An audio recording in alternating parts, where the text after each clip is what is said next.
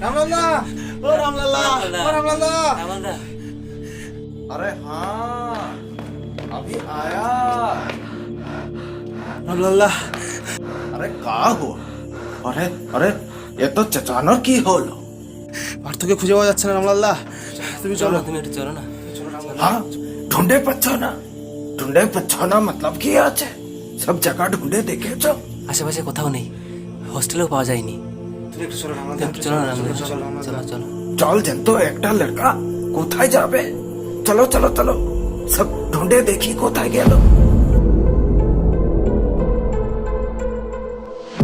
শুনছেন কোলাজ, রচনা পার্থপ্রতিম মাইতি। বিভিন্ন চরিত্রে সুদীপ, মৃগাঙ্গ, আক্রামণ, শুভজিৎ, মৃণাল, নান্টু, পার্থ, ধনঞ্জয়, রাসেল ও রিঙ্কু।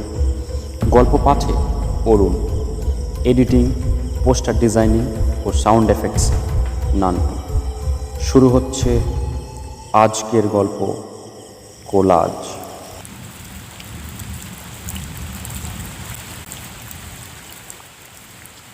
বৃষ্টি স্নাত সন্ধ্যাবেলা। সকাল থেকেই বৃষ্টি হচ্ছে। সারাটা দিন ধরে প্রবল বৃষ্টিতে আশেপাশের নালা নর্দমাগুলো সব জলে ভরে গেছে। চারিদিকে নিকষ কালো অন্ধকার। অবিরাম ব্যাঙের ডাকে কান একেবারে ঝালাপালা।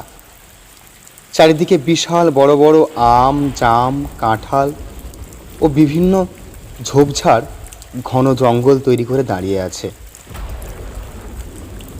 আর সেই জঙ্গলের ঠিক মাঝখানে দু তিনটে ছোট হোস্টেল আর কলেজের বিল্ডিংটা কোনো রকমে মাথা উঁচু করে দাঁড়িয়ে রয়েছে। একসময় এই কলেজের অনেক নাম ডাক ছিল। অনেক দূর দূরান্ত থেকে ছেলেমেয়েরা এসে হোস্টেলে থাকতো। মাঝে আয়লা ঝড় হলো, তারপর থেকে কলেজ কিছুদিন বন্ধ ছিল। অবশ্য তারপর আবার কলেজ চালু হয়, কিন্তু হোস্টেলগুলো আর চালু করা হয়নি। সেগুলি ঘন জঙ্গলে ঢেকে যায়। এখন সেগুলোর প্রায় ভগ্নাবস্থা। রাত তখন 8টা কি 9টা বাজে। একটু বৃষ্টি কমেছে। হোস্টেলে ভর্তি হওয়া নতুন একদল ছেলে ডাইনিংয়ে আসছে রাতের খাবার খেতে। মাঝে মাঝে দাঁড়িয়ে থাকা ইলেকট্রিক ল্যাম্পগুলি গাছের পাতার আড়ালে প্রায় ঢাকা পড়ে গেছে। হোস্টেল থেকে প্রায় ক্ষয়ে যাওয়া পিচের রাস্তা ধরে এগিয়ে গেলেই কলেজ। আর সেই কলেজের ঠিক পিছনেই ডাইনিং রুম। এটাই হোস্টেলের ছেলেদের দুবেলা খাওয়ার জায়গা। এমনকি কলেজের যে কোনো প্রোগ্রামে খাওয়ার আয়োজনও এখানেই হয়ে থাকে। রাস্তার একদিকে ঘন সবুজ ঘাসে ঢাকা খেলার মাঠ। সেই মাঠটা পার হতে না হতেই হঠাৎ কারেন্টটা চলে গেল। এলাকাটা নামেই পৌরসভা। কারেন্ট এই আছে তো এই নেই। ওহো, লোডশেডিং কি করবো এখন? আচ্ছা রামলালদাকে ডাকো। রামলাল্লা, ও রামলাল্লা, ও রামলাল্লা, রামলাল্লা। ছেলেরা হাঁক দিল। বলে রাখি, রামলালদা হলো কলেজের নাইট গার্ড। বয়স 60-এর কাছাকাছি।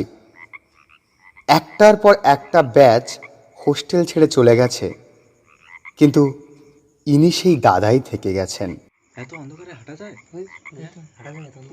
একটু টর্চটা মারো না, বড্ড অন্ধকার। কি অন্ধকার রে বাবা? अरे कौन ससुर है?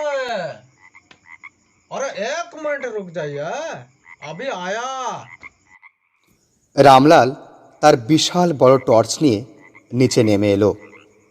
কিন্তু কারেন্ট না এলে যে ভাত খাওয়া যাবে না। সুখেন বলল, আরে ধুৎ, কারেন্টটাই চলে গেল, এবার ভাত খাবো কি করে বলো তো? अरे बुर्बक, एक ठो मोमबत्ती का पैकेट डाइनिंग में रखते, बुझे? টুকাই বলল, আসলে আমরা নতুন হোস্টেলে এসেছি তো সব কিছু কিনে উঠতে পারিনি। কালকেই মোমবাতি কিনে আনবো। तो ठीक है, ये अंधकार ডাইনিংয়ে যেয়ে কি করবে? ये कॉलेजर सामने बैठे जाओ, उसके बाद जब करंट चली আসবে তো ডাইনিংয়ে চলে যাবে, বুঝে? আবার জোরে বৃষ্টি এসেছে। ছেলেরা লাইন দিয়ে দেওয়ালে হেলান দিয়ে বসে পড়ল। খানিকক্ষণ সবাই চুপচাপ। হঠাৎ বিলাস জিজ্ঞেস করলো, আচ্ছা রামলালদা, তোমার বাড়ি কোথায়? वो हमार घर बिहार का दरभंगा जिला है। वो हमार दादा वहाँ से चले आए थे, वो बहुत साल आगे की बात है। और वो ये कॉलेज का दरबानी करे छे। हमार पिताजी भी ये नौकरी करे छे, उसके बाद हमें भी कर छे। हमारा पूरा एक खानदान बाबू ये कॉलेज का दरबानी कर छे, बुझे? और कॉलेज का ऊपर का जो कॉलोनी है, कॉलेज के बाहर जो कॉलोनी है, उधर हम रहते हैं बहुत साल पहले से। রামলালদা, তোমার বাড়িতে আর কে কে আছে? बड़ीते वो बड़ीते सबाई आछे, वो बूढ़ी माँ आछे, भाई आछे, भतीजी आछे, भतीजा आछे, वो सबाई आछे। আর তোমার ছেলে মেয়ে? अरे ये बुरबक, वो छिले में हमें तो शादी नहीं करे छी, बुझे? সে কি কথা, বিয়ে করনি কেন? हमें बड़ीर बड़ो छेले आछे, वो हमार रुपयाय सारा संसार चलतो। वो हमें भाई के पढ़ालाम, वो अभी नखरी करचे। हमें अगर बिहा करताम तो बीवी बिटुआ का खर्चा कहाँ से लाते बाबू? हम तो गरीब आदमी हैं, इसलिए हमें शादी नहीं करे छी। ता छड़ा ये कलेजे जितना वक्त था कि ছেলে মেয়েদের সাথে वक्त কেটে যায়, তোমরা भी तो আমার ছেলের মতো আছো। হ্যাঁ, वो सब छोड़ो, ये माँ के बोलो, ये নতুন কলেজ তোমাদের কেমন লাগছে? হ্যাঁ, টুকাই বলল, দূর, ভালো না। চারদিকে গাছপালা যেন জঙ্গল হয়ে আছে, খুব ভয় করে। अरे ठीक है, पहले पहले একটু মন খারাপ হবে, ও बाद में ঠিক भी হয়ে যাবে। তারপর যখন চলে যাবে ভীষণ মন খারাপ হবে, যেতে ইচ্ছা করবে না। কত ছেলেকে দেখলাম, বুঝে? আবার খানিকক্ষণ সবাই চুপচাপ। বিলাস কিছুটা বিরক্ত হয়েই বলল, ধুর, বসে বসে ভাবে সময় কাটে। আরে কারেন্টটাও আসছে না। ও রামলালদা, একটা দারুণ গল্প শোনাও না।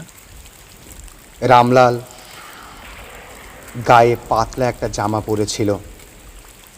তা দেখে সুখেন বলল, তোমার শীত করছে না? এইরকম একটা পাতলা জামা গায়ে দিয়ে রয়েছো, যাও না একটা চাদর বা শাল গায়ে দিয়ে এসো, তারপরে না হয় জমিয়ে গল্প হবে। রামলাল একটু হাসলো, তারপর বলল, अरे ठंड तो एक तो लगছে, लेकिन ये ठंड की दवाई भी हमारे पास है। अभी बाहर निकालते छी उसे। किधर गया? है ससुरा।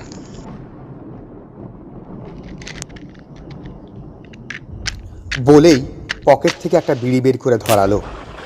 থেকে থেকে বিদ্যুতের আলো আকাশের বুকে যেন জল রঙের ছবি এঁকে আবার মিলিয়ে যাচ্ছে।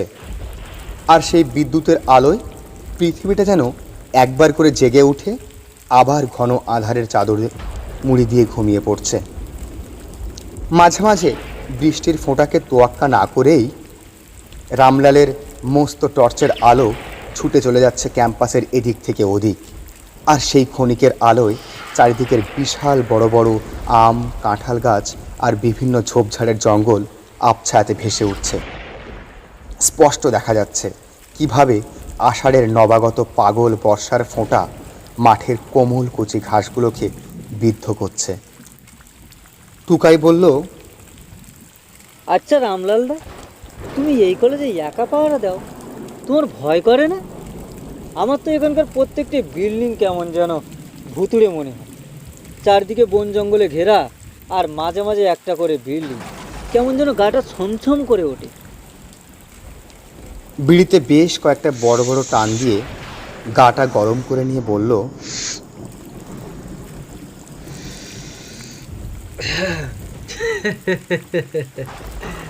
अरे डोरे की होबे बाबू, वो कहते हैं ना, और डर की आगे जीत আছে।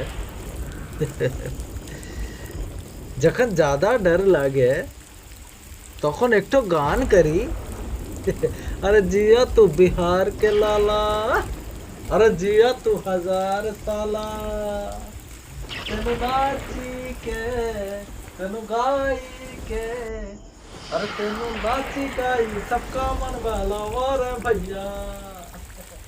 अरे भाई के जाय करे तो हमाদের বেঁচে থাকতে হবে। বুঝে? আচ্ছা, তুমি এখানে কখনো ভূত দেখোনি?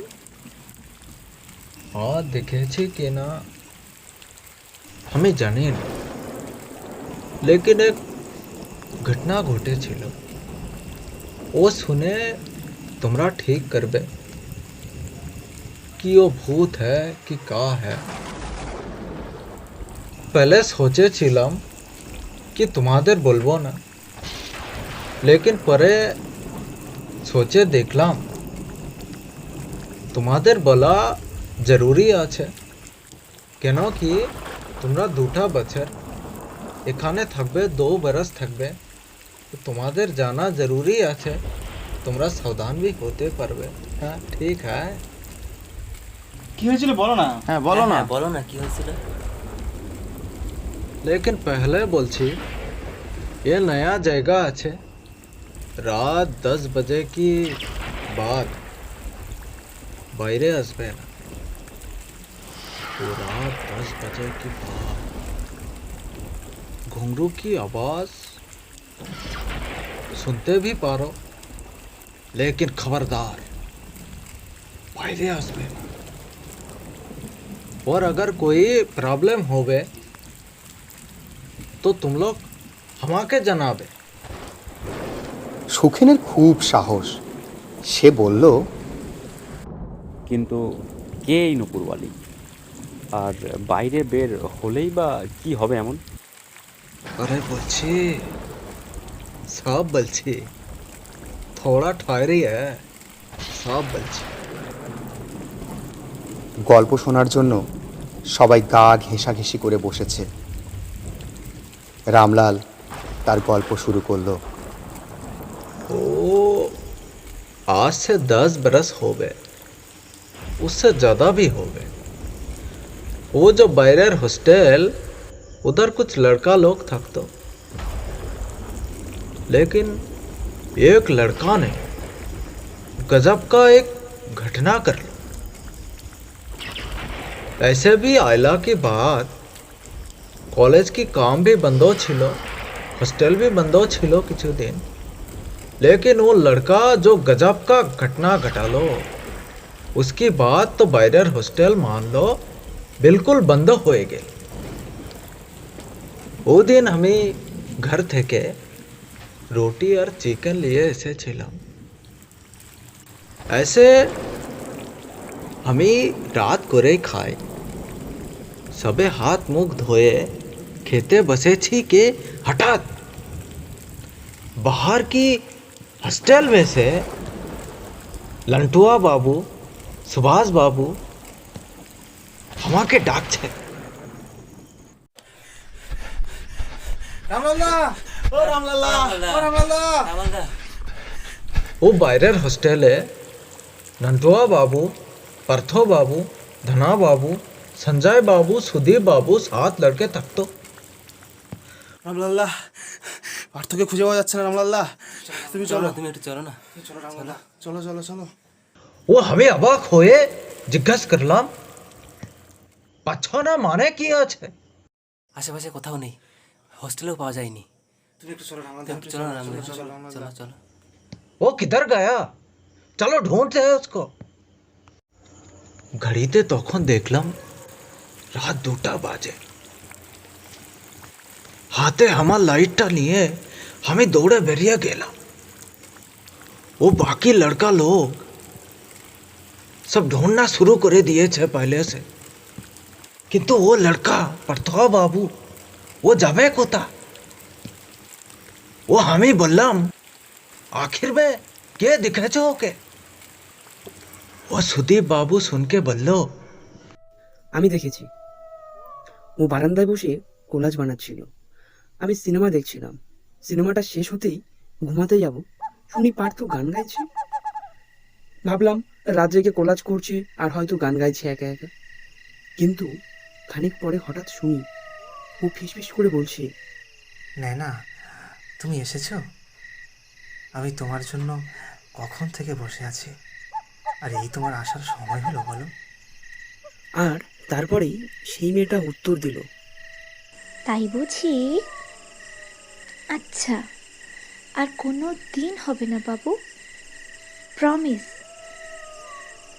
চলো, আমাদের মঞ্চ তৈরি, সবাই এসে গেছে।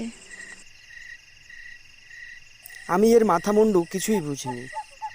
ধনঞ্জয়কে বললাম, এই পার্টনার, এই ওঠ, বল। পার্থ আর একটা মেয়ে এত রাতে কি কথা বলছে বলতো? ওরা আবার কোথায় যাবে বলছে, আয় তো দেখি। হ্যাঁ, কি বলিস? ওই চল দেখি। দুজনে গিয়ে দেখি কোলাজ আর বোটটা খাটের উপরেই পড়ে আছে। এই প্রথমবার দেখলাম ও যে কোলাজটা বানিয়েছে তা একটা মেয়েটা ভারতনাট্যম স্টাইলে নাচছে। কোলাজের উপর মোবাইলটা পড়ে আছে, টুকরো টুকরো কাগজগুলো চারিদিকে এলোমেলো হয়ে ছড়িয়ে রয়েছে, কিন্তু পার্থ সেখানে নেই। হোস্টেলের সব ঘরগুলো খুঁজেছি, কোথাও পেলাম না। আর যেটা ভেবে আমি সবচেয়ে অবাক হলাম, আমি নিজেই গেটে চাবি দিয়েছি, চাবিটা আমার কাছেই আছে। তাহলে ও বাইরে বের হলো কি করে? ये सुने नंदू बाबू বলল, আমি জানতাম এরকম কিছু একটা হবে, কিন্তু ভাবতে পারিনি যে আজ সেই দিন। আমার যে কি মরণের ঘুম এলো। আমি ওদের সব কথা জানতাম, যদি জেগে থাকতে পারতাম তাহলে হয়তো।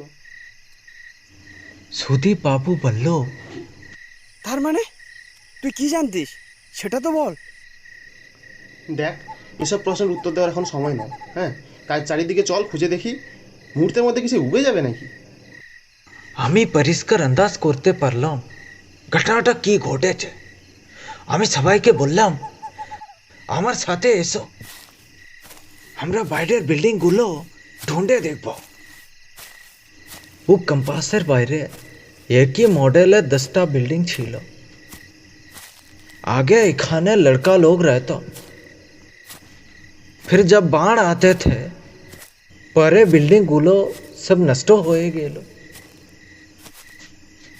सबाई एक एक करे बिल्डिंग गुलो ढूंढते शुरू करे दिला, किंतु हाय कोथाय परतो बाबू। मने मने भीषण डर होलो, प्रिंसिपल मैम के की जवाब देवो। एक एक करे बिल्डिंग गुलो खुच्ची, যত খুঁজছি ততই ডর বাড়ছে। এবার বুঝি আমার নকরিটা গেল।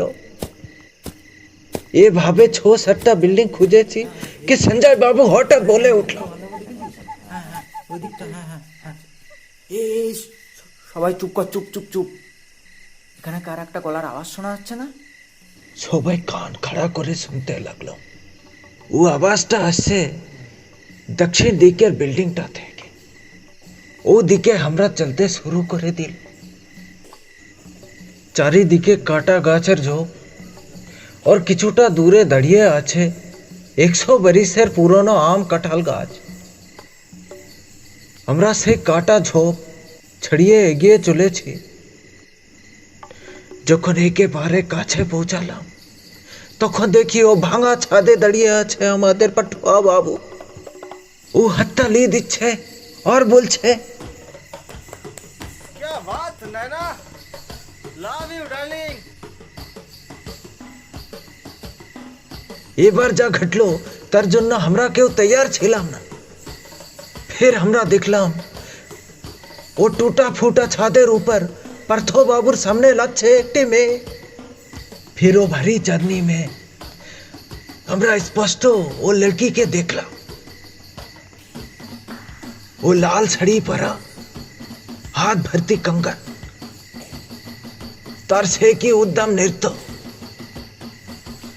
আমি এটা দেখে বোবা হয়ে দাঁড়িয়ে গেলাম। আমি ভেবে পেলাম না মেয়েটা কি इंसान নাকি, अगर इंसान ही होবে तो इतना रात में जंगल के अंदर কিভাবে আসবে। আর বুঝতে বাকি রইলো না। আমি সবাইকে বললাম, তোমরা इधर थोड़ा देर ठहरो, আমি পার্থা বাবুকে নিয়ে আসছি। এ শুনে ছেলেরা বলল, একা যাবে মানে? আমরাও যাব। হ্যাঁ আমরা যাবো, চল আয় আয়, আমরা যাবো, চল চল চল। আমরা ভাঙা দরজা ঠেলে হুড়মুড় করে ঘরের মধ্যে ঢুকে পড়লাম। ছাদের ভেঙে পড়া কিছু টুকরা মেঝে ধুলোর সাথে মিশে রয়েছে। সিঁড়ির বেশিরভাগ ইট ভেঙে গেছে। সেই ভাঙা সিঁড়ি দিয়ে আমরা জলদি জলদি উপরে উঠে গেলাম। উপরে উঠে দেখি পার্থ বাবু পাগলের মতো হাততালি দিচ্ছে। और पासे पड़े রয়েছে एक गोछा कंगन, एक जोड़ा घुंघरू और एक रजनीगंधा का माला। और वो मेहरारू हमारी आंखों के सामने हवाई मिलिए যাচ্ছে। আমরা सब দেখছি, लेकिन से কোথায় গেল कुछ पता नहीं चललो। वो पार्थो बाबू কিন্তু থামলো না, ওর পাগলামি বেড়েই চললো। वो पार्थो बाबू के हमरा जोर करे हॉस्टेले लिए गेलाम। और लड़का लोग चोखे मुखे पानी दीते लगलो, किंतु से गालत बोके चले छे और बार बार ये बोलছে, আমাকে ছেড়ে দে, ছেড়ে দে আমাকে, ছেড়ে দে বলছি আমাকে। নয়না, নয়না কোথায় তুমি? নয়না, নয়না আমাকে ছেড়ে দে তোরা, ছেড়ে দে আমাকে তোরা। কে নয়না? ভাই আমার কথা শোন, ওসব মিথ্যা, ও একটা ভূত, ডাইনি, পিশাচ। ভাই তুই একটু শান্ত হ। চুপ, একদম চুপ। ওর নামে একটাও বাজে কথা বলবি না, একটাও না। ও খুব ভালো মেয়ে। কোথায় ও? তোরা আমাকে এখানে কেন এনেছিস? ছেড়ে দে আমাকে। আমার নায়না মঞ্চে নাচছে, আমি তার কাছে যাব। আমাকে ছেড়ে দে তোরা। নায়না, নায়না আমি আসছি। নায়না ছেড়ে দে তোরা আমাকে। আমি তাকে থামানোর চেষ্টা করলাম। বললাম, पार्थो, पार्थो भैया सुनो हमार बात। वो नैना बेटी का नाच अभी होए গেছে, ও फिर से होबे। हमरा ওকে বুলানোর চেষ্টা করছি। ওই কে কোথায় আছো? नैना बेटी के बुलाओ, उसे ले आओ इधर अभी। वो আমার চাচার ছেলে শ্রীপতি बहुत बड़ा तांत्रिक আছে। আমি সুদীপ বাবুকে বলেছিলাম ওকে ডেকে আনতে। হঠাৎ দেখি সুদীপ বাবু শ্রীপতিকে নিয়ে ঘরে ঢুকছে। শ্রীপতি ভাইয়া, তুমি এসেছো, বড় উপকার হলো। দেখো না পার্থ বাবুর সাথে কি হয়ে গেল। ঠিক আছে, প্রথমে ওর হাতটা ধরে রাখো, তারপরে দরওয়াজা খিড়কিগুলো ভালো করে বন্ধ করে দাও। সে কি একটা পাউডারের মতো জিনিস দিয়ে পার্থ বাবু চারিদিকে একটা দাগ কেটে দিল। और पार्थ बाबूर हाथे की একটা পুটলি বেঁধে দিল। और मुखे की सब मंत्र तंत्र बिड़बिड़ करছিল। और देखलाम पार्थ बाबू धीरे धीरे शांत होए আসছে। एक समय ও বিছানায় লেতিয়ে পড়ল। আমি একটু অসন্তুষ্ট হয়ে বললাম, তোমরা এখানে এতজন লড়কা রয়েছো, কেউ টের পেলে না? এরকম একটা ঘটনা ঘটে গেল। আচ্ছা, ওর রুমে ওর সাথে কে থাকে? ফির নান্টু বাবু বলল, আমি থাকি। আসলে আমি সব বুঝতে পেরেছিলাম, কিন্তু ভাবিনি যে সবাই অবাক হয়ে গেল। ফির আমি বললাম, সব যখন জানতে আমাকে বলোনি কেন? ওকে আটকাওনি কেন? জানে कैसे दिया? আসলে আমি ভাবিনি যে হঠাৎ করে এরকম একটা অঘটন ঘটে যাবে। সেদিন সন্ধেতে আমি চৌমাথা গেছিলাম। ফিরে এসে দরজাটা ঠেলতেই দেখি পার্থ যেন কিছু একটা লিখছিল। আমাকে দেখে ও যেন চমকে উঠল। মনে হলো ডায়েরির মতন কিছু যেন একটা লুকোচ্ছে। আমি বললাম, কি ওটা পার্থ? ও দেখালো না। আমার মনে একটা সন্দেহ দেখা দিল। পার্থ তো আমার থেকে কোনো কিছু লুকোয় না। সকালে ও একটু তাড়াতাড়ি ওঠে। আমার ঘুম ভাঙতে দেখি পার্থ কি একটা লিখছে। লেখা শেষ হলে সেটা দেখি খাটের মধ্যে যে বাক্স করা আছে তার ভেতরে লুকিয়ে রেখে দিচ্ছে।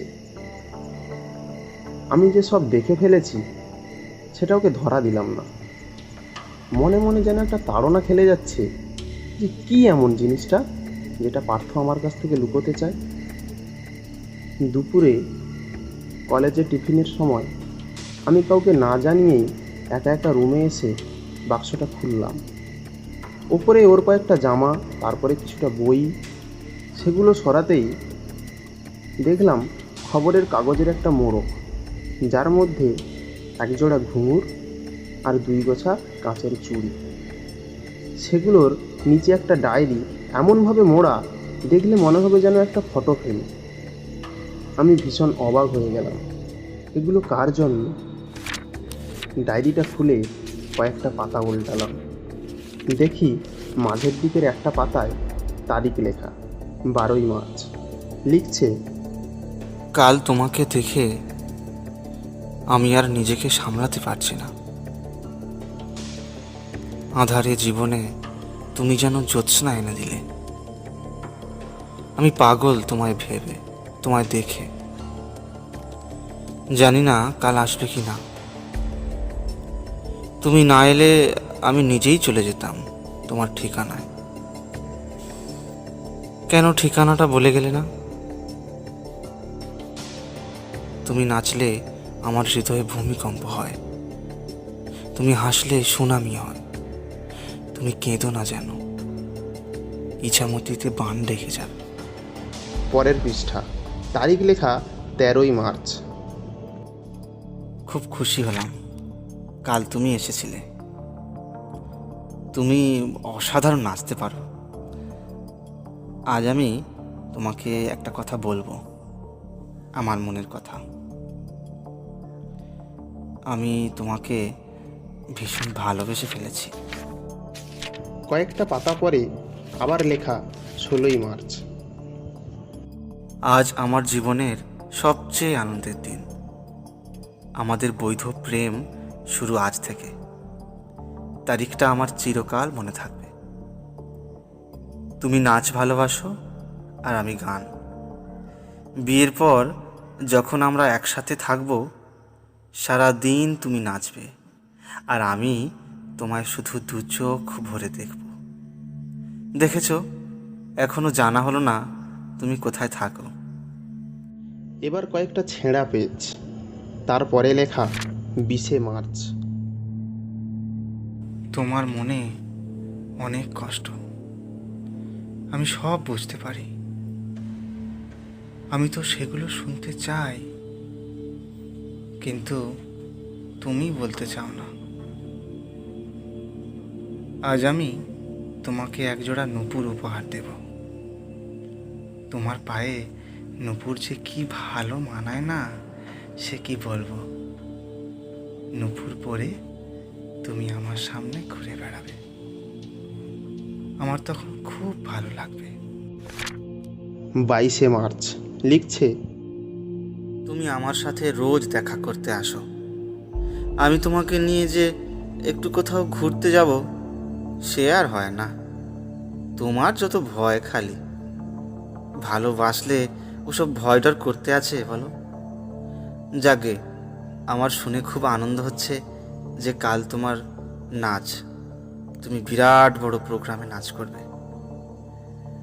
আমি খুবই ভাগ্যবান যে বিরাট বড় মঞ্চে তোমার নাচ দেখার সুযোগ পাবো। তাড়াতাড়ি এসো কিন্তু। তোমার জন্য একজোড়া ঘুঙ্গুর আর 2 ছড়া কাচের চুড়ি কিনেছি। কাল তুমি আমার দেয়া ঘুঙ্গুর আর চুড়ি পরে নাচ করবে। আমি কিন্তু ভীষণ এক্সাইটেড। হঠাৎ বাইরে পায়ের আওয়াজ শুনে আমি তাড়াতাড়ি সব কিছু যথাস্থানে রেখে দিয়ে বিছানায় শুয়ে পড়লাম। এটা বোঝানোর জন্য যে আমি একটু বিশ্রাম নিচ্ছিলাম, দেখলাম দরজা খুলে পার্থ ঢুকছে। ও চমকে গেল। 2-1টা কথা হলো। খানিক পরে দুজনে একসাথে বেরিয়ে এলাম, কিন্তু ওকে জিজ্ঞাসা করার মতো আমার সাহস হলো না যে কে ওই মেয়েটা। কারণ আমি লুকিয়ে ওর ডায়েরির সব গোপন লেখা দেখে নিয়েছি, যেটা অন্যায়। তবে মনে মনে হাসছিলাম যে পার্থ আবার লুকিয়ে প্রেম করছে। কিন্তু কে এই মেয়েটা? আমাকে খুঁজে বের করতেই হবে, আর তার জন্য ওকে প্রত্যেকটা মুহূর্ত আমাকে ফলো করতে হবে। কাল প্রোগ্রাম, ওর সাথে দেখা করতে নিশ্চয়ই আসবে। ওকে এখান থেকে নিয়ে যাবে। আমিও তৈরি, কাল একেবারে হাতে নাতে ধরে ফেলব। সারা দিন গেল, সন্ধ্যা হলো, রাতে ভাত খেতে গেলাম, কিন্তু কোথায় সেই মেয়েটা? পার্থকেও দেখলাম না যে কোথাও যেতে। আমাদের সাথে বিকেলে ক্রিকেট খেললো। বিশ্বাস করো, আমি ভাবতে পারিনি যে এই সেই মেয়ে। আর যখন সবাই ঘুমিয়ে পড়বে ঠিক সেই সময় ওকে নিয়ে যেতে আসবে। পরদিন সুবহ ও ঘর যাওয়ার আগে আমি একবার হস্টেলে গেলাম। ও দেখলাম পার্থ বাবু नींद में है। ও বারান্দা ভি একবার আমি ঘুরে দেখলাম যেখানে পার্থ বাবু কোলাজ করছিল। তারপর পার্থ বাবুকে আমি ডেকে তুললাম, এক এক করে সব আমার পাশে এসে বসলো। ফির আমি পুছলাম, এখন কেমন আছো পার্থ বাবু? হ্যাঁ, ভালো আছি। এই মাথাটা একটু ধরে আছে আর কি। हाँ, कल तुम्हार ऊपर दिए जे धोकल गेछे। अच्छा प्रथवा बाबू, कल के तुम्हार साथे जो घटना घटलो वो तुम्हार सब मने आछे? মনে আছে, সব মনে আছে। শুধু কাল না, সেই প্রথম দিন থেকেই সব মনে আছে। लेकिन प्रथवा बाबू, वो जो घर है उधर सुबह में लोग नहीं जाते, साफ खोप रहते हैं। उधर तुम्हें की करे गेले? বলছি, সব বলছি। তবে এই হোস্টেলে আর আমার পক্ষে থাকা সম্ভব না। হয় আমাকে ভিতরের হোস্টেলে যেতে হবে, আর যদি তারপরও সমস্যা হয় তাহলে আমাকে বাড়ি চলে যেতে হবে। আমি বুঝেছি যে এখানে আমি একেবারে নিরাপদ নই। फिर प्रथवा बाबू थोड़ी देर के लिए रुका। हमें जाने ना सांस नेবার জন্য থামলো कि हो घटना में হারিয়ে গেল। তারপর ও বলতে শুরু করলো, কিছুদিন আগেকার কথা। সেদিন ছিল রবিবার। রাতে মাংস রান্না হয়েছিল, জোরদার খাওয়া দাওয়াও হলো। খাওয়া দাওয়া সেরে তোমাকে গুড নাইট জানিয়ে রুমে চলে এলাম। মৃগাঙ্গদের রুমটা বেশ বড় বলে ওখানেই জড়ো হলাম সবাই। সঞ্জয় স্প্রাইট এনেছিল। সুভাষ এক এক করে গ্লাস সবার হাতে ধরিয়ে দিচ্ছে। আমি সবে গ্লাসটা মুখে তুলতে যাব, ঠিক সেই সময় জানলার বাইরে একটা নুপুরের আওয়াজ। আওয়াজটা জানলার পাশ দিয়ে জঙ্গলের দিকে চলে গেল। মৃগাঙ্গ বলল, ব্যাপারটা কি বলতো? রাত 10টা বাজে, এত রাতে কে যাচ্ছে এই ফাঁকা রাস্তা দিয়ে? সুদীপ বলল, কে আবার কোনো রাধা হবে? শ্যামের সাথে আমবাগানে অভিসারে যাচ্ছে, আজ একটা কিছু হবেই। সুদীপ শুদ্ধ সবাই খ্যাক খ্যাক করে হেসে উঠল। নপুরের আওয়াজটা আবার ফিরে এসে জানলার কাছে এসে থেমে গেল। সে যেন আমাদের কথা সব শুনতে পেয়েছে, আর তাই সে ফিরে যাচ্ছে। কারোর মুখে কোনো কথা নেই। আওয়াজটা মৃদু হয়ে হোস্টেলের পিছনের দিকে গিয়ে রাস্তায় মিলিয়ে গেল। আমি বললাম, ওই দেখ, সবাই কেমন চুপ হয়ে গেছে। আচ্ছা, তোদের জ্বালায় কি কেউ রাস্তা দিয়ে হেঁটে যেতে পারবে না বল? কে কোন দরকারে যাচ্ছে, এত ভয় নিয়ে বাইরে থাকা যায় না ভাই। আচ্ছা, আর এক গ্লাস করে কি হবে? দিবি তো দে, নয়তো আমি পালাচ্ছি।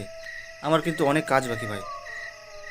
খেতে খেতে মৃগাঙ্গ এই নূপুর নিয়ে একটা ঘটনা শোনালো। আমাদের গ্রামে একজন এরকম মেয়ে সেজে রাতের বেলা বেরিয়ে যেত। ও ডাকাতদের গোয়েন্দার কাজ করত। উদ্দেশ্য ছিল সাদা কাপড় পরে মানুষের মনে ভূতের ভয় ঢুকিয়ে দেওয়া, যাতে কেউ বাড়ির বাইরে না বের হয়। পরে ধরা পড়ে সে জামার খেলো। খাওয়া হলে সবে উঠতে যাব, ঠিক সেই সময় আবার সেই নূপুরের আওয়াজ ফিরে এলো।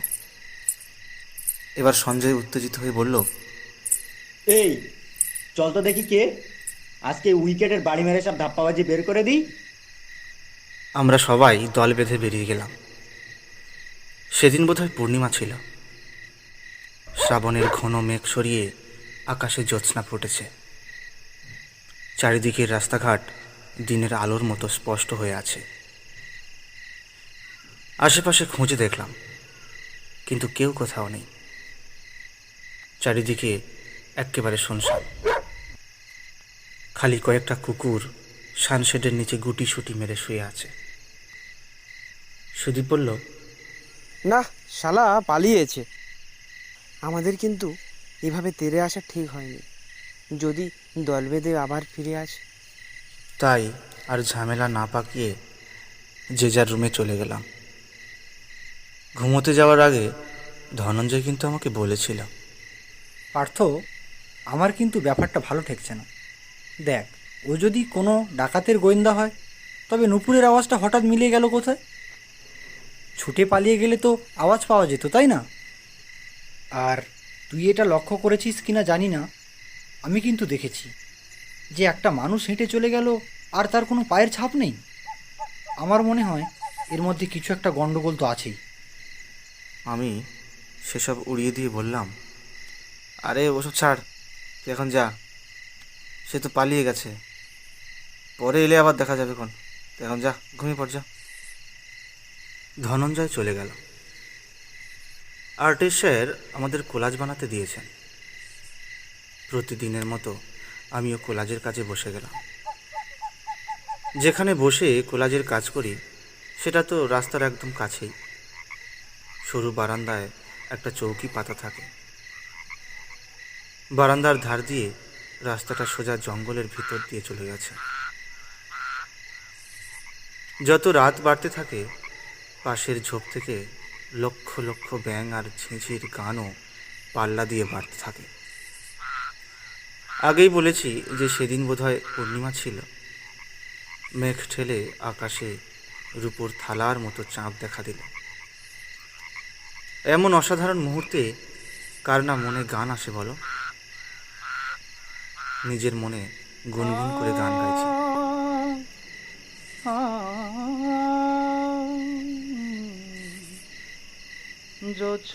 রাত তখন আন্দাজ 12টা হবে।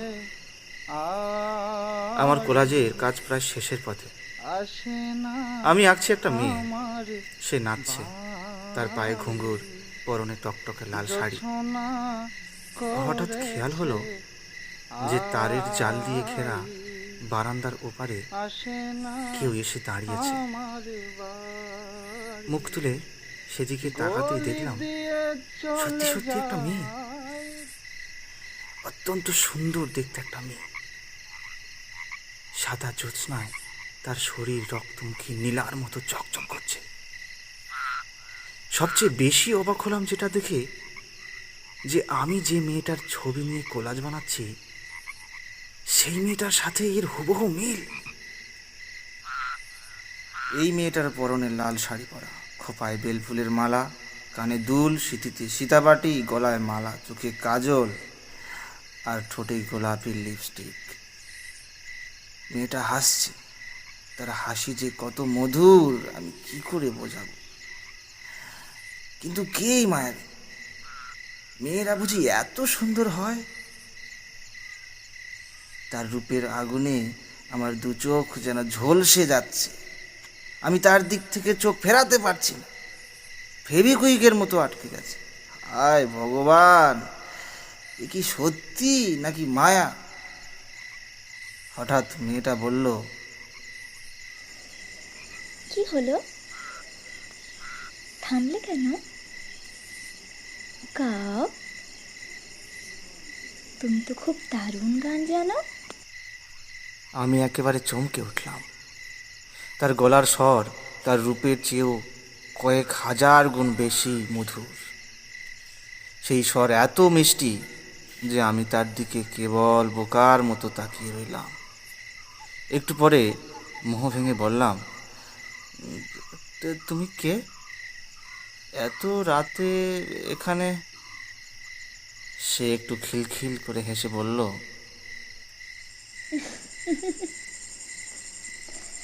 হ্যাঁ আমি। আচ্ছা, আমি কি তোমার কাজে ডিস্টার্ব করলাম? তাহলে চলে যাচ্ছি। মনে মনে বললাম, কিসের ডিস্টার্ব? আমি যে তোমার রূপের নেশায় মাতাল। আমি তো আরো নেশা করতে চাই। এই নেশায় যদি চিরকাল ডুবে থাকতে পারতাম। মুখে বললাম,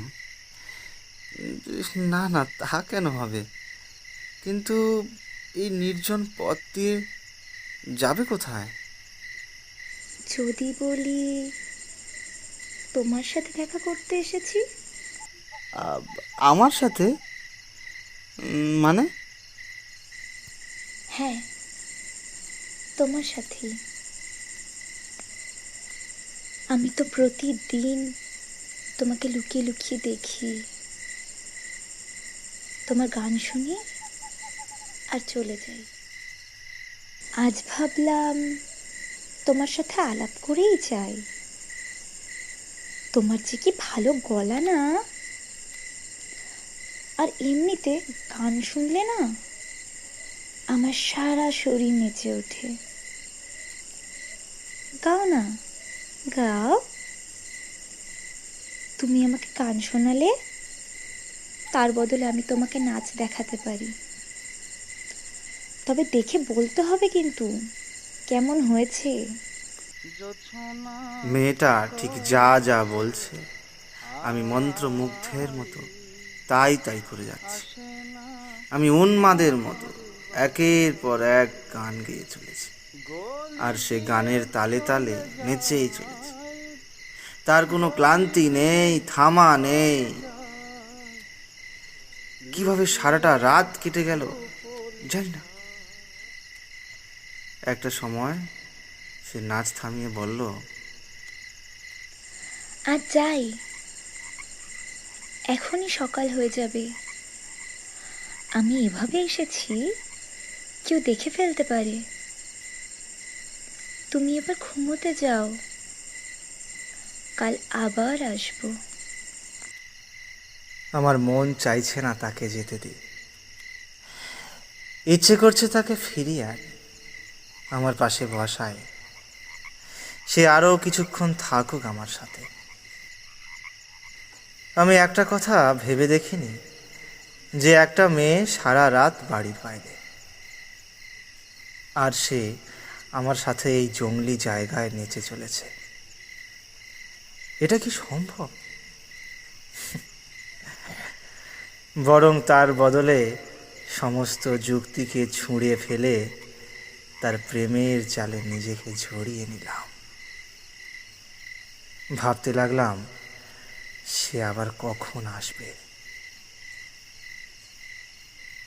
সারাটা দিন আমি তার কথাই ভাবছিলাম।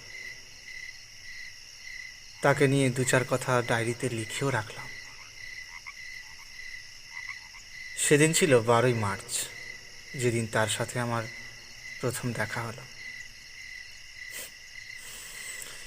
কিন্তু কে জানতো যে এসব ঘটনা একটা ভয়ানক দুঃস্বপ্ন হয়ে রয়ে যাবে। পরের দিন আমার কোলাজ তৈরি কমপ্লিট, কিন্তু তবুও ঠিক সেই একই সময়ে সেই নির্জন বারান্দায় বসে রইলাম সে কখন আসবে সেই অপেক্ষায়। সে তো আসবেই, কেননা সে যে আমাকে কথা দিয়েছে, এবং সে এলো। আমি তাকে জিজ্ঞেস করলাম, আচ্ছা তোমার নামটা কি সেটা তো জানা হলো না। আমার নাম নয়না, সবাই আমাকে নয়না বলেই ডাকে। কিন্তু এই পথে এত রাতে তুমি এত সুন্দর সেজেগুজে কোথায় যাবে? আমি প্রেমিকের সাথে দেখা করতে।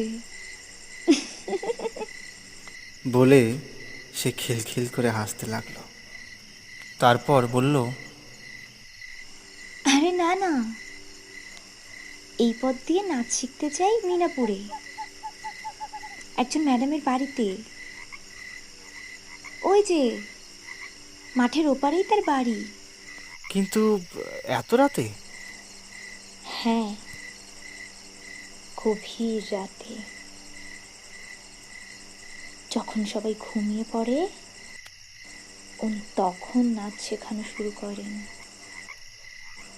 কারণ গভীর রাতে চারিদিক নিঝুম থাকে কিনা, সেই জন্য। এত রাতে তোমার বাড়ির লোক তোমাকে একা ছাড়ে? কেন ছাড়বে না? ভালো টিচারের কাছে পড়তে চাইলে তো তার সময় মতোই যেতে হবে। আর তাছাড়া এটা শহর বস, দিন রাত সব সমান। এখানে মেয়েদের কোনো ভয় নেই। এভাবেই 2-3 দিন আমাদের নাচ গান চলল। 16ই মার্চ আমি তাকে আমার মনের কথাটা বললাম। সে যে কি খুশি হলো শুনে। বলল, তোমার কথা আমার বিশ্বাস হচ্ছে না। এ আমি স্বপ্ন দেখছি নাকি সত্যি? আচ্ছা, আমাকে একটা চিমটি কাটো তো। বলে সে বারান্দা ঘেরা তারের জালের ভিতর থেকে হাতটা বাড়িয়ে দিল। এবার আমি তাকে ছোঁয়ার একটা সুযোগ পেলাম, তাই আমিও হাতটা বাড়িয়ে দিতেই সে তাড়াতাড়ি সরিয়ে নিয়ে বলল, না না, থাক, সত্যিই হবে। আমার সাথে প্রতারণা করবে না তো? এই পার্থ জীবনে কারোর সাথে কোনোদিন প্রতারণা করেনি। তুমি আমাকে একদিন ভালোবাসো বা 1 বছর, আমি তোমাকে সারা জীবন ভালোবাসার প্রতিজ্ঞা করলাম। এটা পার্থর ক্যারেক্টার। বাই এনি চান্স আমি যদি তোমার সাথে প্রতারণা করি, এই পৃথিবীতে সেদিন আমার শেষ দিন হবে। আমরা দুজন একসাথে বাঁচতে চাই। কবে যে তোমাকে আমার করে পাবো? আমি তো তোমারই, আমাদেরকে কেউ আলাদা করতে পারবে না। 20শে মার্চ রাতে কারেন্ট ছিল না। সেদিন সে আর বাধা মানল না, বারান্দায় আমার পাশে এসে বসলো। কিন্তু এরা কেউ টের পেল না সে যে কিভাবে তারের জাল ঘেরা বন্ধ বারান্দার এপারে আমার কাছে এলো সেটা আমি আজ বুঝতে পারছি। তার গায়ের মাতাল করা সুবাসে আমি যেন আত্মহারা হয়ে পড়লাম। সেদিন তাকে একজোড়া নুপুরও উপহার দিলাম। নুপুর দুটো পায়ে পড়ে ছম ছম করতে করতে সে চলে গেল। 21শে মার্চ সে আমাকে বলল, কাল আমার একটা নাচ আছে, প্রথম স্টেজ পারফরমেন্স। তুমি যাবে দেখতে? যাব মানে? অবশ্যই যাব, অবশ্য যদি অনুমতি দাও তাহলে। তুমি গেলে আমার পারফরমেন্স আরো ভালো হবে। বেশ, আমি তৈরি থাকবো। তুমি আমাকে তাহলে ঠিক সময় এসে নিয়ে যেও। আমি ঠিক করলাম তাকে একজোড়া ঘুঙুর আর 2 ছোড়া কাচের চুড়ি কিনে দেব। কিনেও আনলাম আর লুকিয়ে রাখলাম খাটের গোপন ড্রয়ারে। রাত প্রায় 2টোর দিকে সে আমাকে নিতে এলো। সত্যি বলছি, আমার হাত ধরে সে যে কোথায় নিয়ে গেল। হঠাৎ দেখলাম একটা বিরাট বড় মঞ্চ, হাজার হাজার দর্শক স্পিকারে ঘোষণা করছে, এখন মঞ্চে আসছেন সবার প্রিয় নৃত্যশিল্পী নয়না গাঙ্গুলি। শিল্পীকে দর্শকরা উল্লাসে ফেটে পড়ল। তারপর মঞ্চে হাজির হলো নয়না। আমার যে কি আনন্দ হচ্ছিল তা আমি বোঝাতে পারবো না। আর তার যে সে কি নাচ, আমি আর নিজেকে সামলাতে পারলাম না। চিৎকার করে হাততালি দিয়ে উঠলাম। তারপর থেকে আমার আর কিছু মনে নেই। ঘুম থেকে উঠে সব কিছু যেন স্বপ্নের মতো লাগছে। और ये सुन के ओ मृगंक बाबू বললো, আচ্ছা রামলাল দা, এই নয়না বলে কি কেউ এখানে ছিল? সে नैना की ना हमें जाने ना, लेकिन एरकमই একটা লড়কি কয়েক বছর আগে ও যে পূরব দিকে রাস্তার বাঁকটা আছে মেন রোডের বাঁকে অ্যাক্সিডেন্টে মারা যায়। তখন আমার বাবা দরবানি করত। আমি শুনেছিলাম ও লড়কিটার বাড়ি ও পাড়ার বস্তিতে আছে। তার স্বপ্ন ছিল সিনেমায় অ্যাক্টিং করবে, নাচবে। ও চান্স भी পেয়ে গেছিল। और পরদিন কলকাতায় শুটিং ছিল। এমন কিসমত ফুটা আছে যে হোস্টেলের পিছনের বাঁকে স্টেশনে যাবার পথে একটা গাড়ি ওদেরকে ধাক্কা মারল। ও স্কুটি ড্রাইভার ছিল মেয়েটার বাবা। वो लफिए पोड़े प्राणे बाँचलो, लेकिन वो लड़की वो गाड़ी के नीचे आके मरे गेलो। बड़े दर्दनाक हादसा है बाबू। ऊपर थे के ये जंगले विभिन्न জায়গায় ও রোনা শোনা যেত। তারপর বিহার থেকে আমার বিরাট বড় তান্ত্রিক কাকা देवराज राजवंशी जब एलो तब सब ठीक होए गेलो। लेकिन कुछ दिन पहले 1 महीने शायद वो मर गया है। उसके बाद ये घटना फिर से शुरू हो। এখনো টিপ টিপ করে বৃষ্টি পড়ছে। ঘুমিয়ে যাওয়া কারেন্টের খুঁটিগুলো আবার ধীরে ধীরে জেগে উঠছে। গল্প শুনে ছেলেগুলো যেন ভয়ে সিদ্ধ হয়ে গেছে। নিতাই বলল, আচ্ছা এখনো কি তার কান্না শোনা যায়? हाँ, कखनो कखनो गभीर राते वो कन्ना अभी भी सोना जाए, रोने की आवाज आते। लेकिन खबरदार कोई बाहर मत निकालना। একদমই না। এসব শোনার পর আমি একদমই থাকবো না ভাবছি। কালই বাড়ি চলে যাব। গামছাটা কাঁধে নিয়ে ডাইনিংয়ের দিকে যেতে যেতে রামলাল বলল, এ সব ছেড়ে কোথায় পালাবে?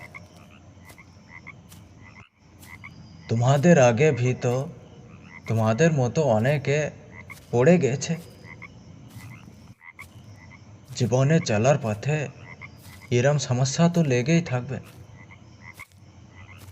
হাজারটা বিচিত্র সমস্যা নিয়েই তো একটা পরিপূর্ণ জীবন।